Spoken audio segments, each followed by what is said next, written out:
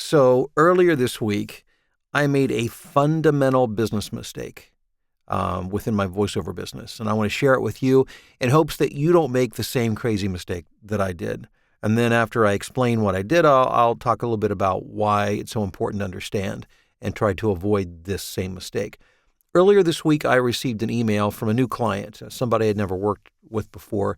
They were interested in having me do a brand piece for a healthcare system. And so I had some questions because I have a number of hospitals and healthcare systems as clients. So I wanted to make sure that there was no conflict. And so I had a question or two, and they responded back. And then they were asking about rates, and then I responded back to them. And they said, well, this is an internal piece, not a broadcast, or it won't be living online. Do you have a different rate for that? And so this conversation began in the afternoon, and there were several back and forths taking us up to, it was about 7 o'clock Central Time, and I had some things going on, some work to do that evening. And so my thought, and here's where I made the mistake, I thought, well, it's getting later in the day. I'll just get back to them tomorrow morning. I didn't detect anything that indicated a sense of urgency. So, or that they were talking to anybody else. My first mistake.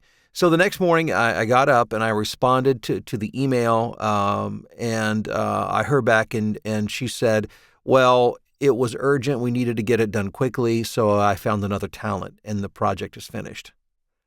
My heart sunk, not just because I lost the job, but because I lost the long-term potential of having a good client relationship. So a couple of things to note here. One is that as a voiceover, for the most part, we are a commodity, which simply means we are easily interchangeable with somebody else. There are a lot of people who record voiceovers, and there's a lot of good people, a lot of talented people. And a lot of times, the talent level is not even necessarily as important as the urgency of the project. In other words, I mean, they'll want somebody good, but all things considered, it may be more important to have it done now than to wait until the morning to get somebody who may be a little bit better. And so as a commodity product or service, which we are, we always have to be sensitive to that fact that if we don't respond promptly and give the client exactly what they want, they can very easily go out and find somebody else. So it's very important to keep that in mind. The reason it's so heartbreaking for me, although I hate to disappoint any client or prospective client, was that the value of that relationship would have been much more than just the job. A job is worth X number of dollars, and let's just say for the sake of argument, say it's a $500 job.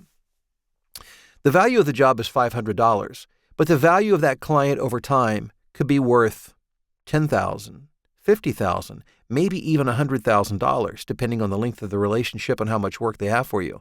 So always think about an interaction not as an interaction for a job, but for a long-term relationship, which could be worth many, many, many thousands of dollars. It was a fundamental mistake. And yeah, you have to have some boundaries, and there are times when I realize I'm taking a gamble, but like for instance, over the weekend.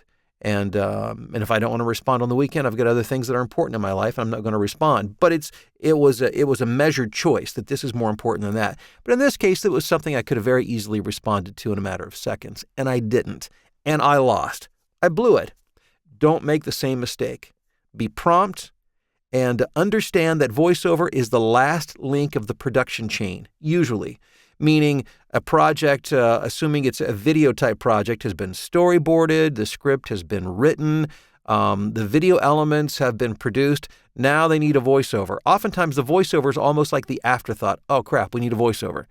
And usually when we are brought into the mix, not always, but usually it's a fairly urgent thing. So always work under the assumption that what they need from you is fairly urgent, and respond accordingly to create, again, not only a job, but a valuable, profitable, ongoing relationship with that client.